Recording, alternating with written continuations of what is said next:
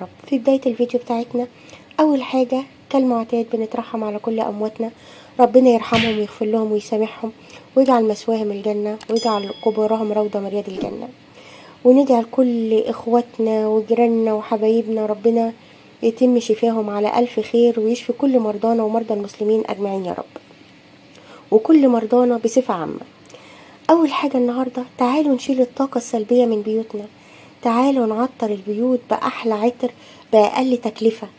احنا في موسم البرتقال والاستفندي، تعالوا نشوف نشيل الطاقة السلبية ازاي وايه المكونات اللي هنحطها سواء جوه البرتقانة او جوه الاستفندية او الاستفندي او زي ما انتوا بتسموه. تعالوا نشوف هنشيل الطاقة السلبية ازاي، هنعمل الفواحة الاقتصادية ازاي، وايه المكونات اللي هنحطها، وكل واحد بيضيف زي ما هو حابب وهو عاوز. لو عجبتك الفكرة من مطبخ دودو ما تنسيش تدعميني باللايك والشير وتشتركي عندي وتتشرفيني بالاشتراك عندي في القناة من مطبخ دودو.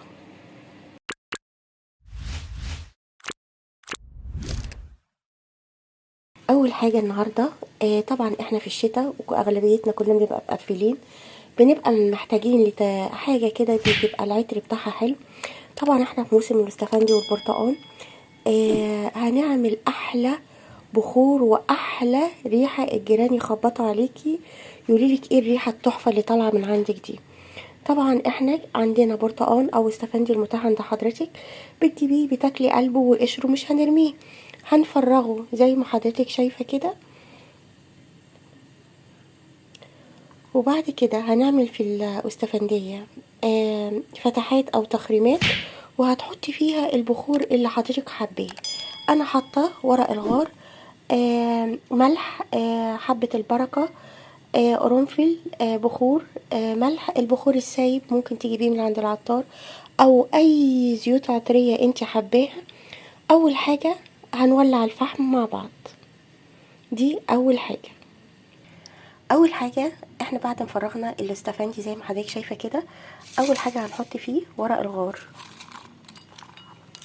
زي ما حضرتك شايفة كده.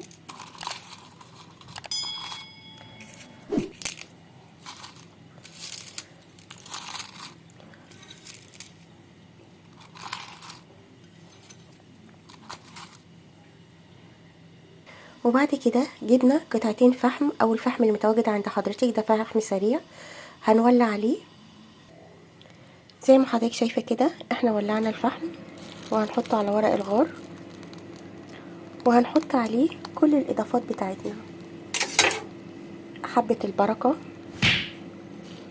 والملح والقرنفل واي زيوت عطرية انت حباها حطيها زي ما حضرتك شايفة كده. انا مش قادرة اوصفلك الريحة اللي طالعة ريحتها ازاي،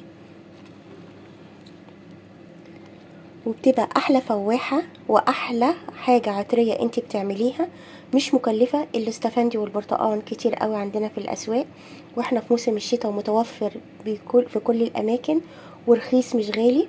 هتقدري تعملي في كل اوضة او في كل مكان عندك فواحة بريحة حلوة قوي بريحة اقتصادية. لو عجبتك الفكرة ما تنسانيش وتدعميني باللايك والشير من مطبخ دودو.